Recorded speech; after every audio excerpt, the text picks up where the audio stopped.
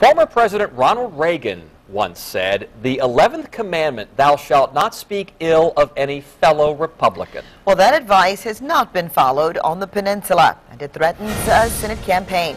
The News Side's political reporter Andy Fox found out how.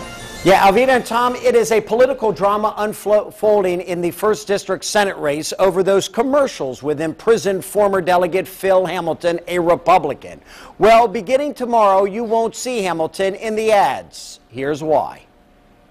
It was the dumbest political ad I've ever seen in my life, really. Former longtime Republican delegate Tom Geer livid when he saw this ad supporting a Republican produced by the Republican Party of Virginia, dredging up former Republican delegate Phil Hamilton, who is in prison on corruption charges. For them to run a TV spot with a fellow Republican and putting Phil in there, he's doing his time, and his wife is struggling. Hamilton doing his time, serving 9.5 years. I thought it was in the gutter. I thought it was worse than mean. I think it was totally disgusting.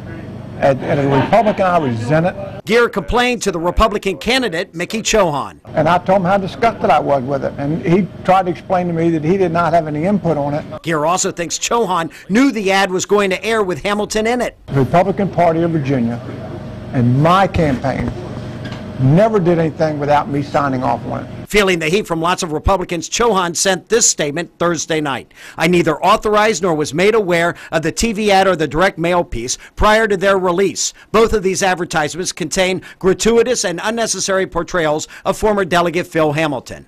The Republican Party of Virginia confirms they listened to Chauhan's request to change the TV ad, deleting all reference to Hamilton, but the ad will still run. To that, Senator John Miller wrote us, "Mickey Chauhan is missing the point. The issue is not just the picture of Phil Hamilton. The issue is that the ad is completely false and libelous. Mr. Chauhan should have demanded the Republican Party stop airing the ad." Thursday, Scott Terry, who hired Miller after his company got millions in tax breaks, said Miller voting for the bill approving that had nothing to do with his hiring Miller.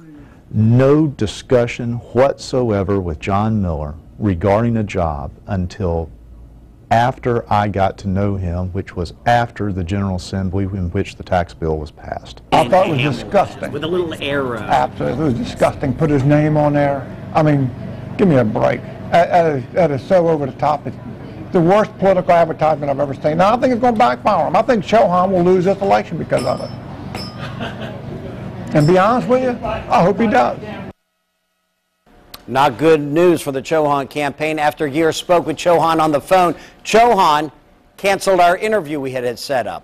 The campaign did not return our phone calls after that. Senator John Miller refused to make time to talk with us as well. But it is clear that Tom Geer, a longtime Republican, now saying that this will backfire on the Chauhan campaign. Wow. Is certainly not good for the Chauhan campaign. So maybe two people violated the commandment, right? Geer and Chauhan. Well, and tomorrow we're going to see, no, not Geer, Chauhan and the Republican Party. The Republican Party, right. But it needs to be really pointed out that Chauhan did not put out this commercial. Right. But he is, according to Geer, basically guilt by association.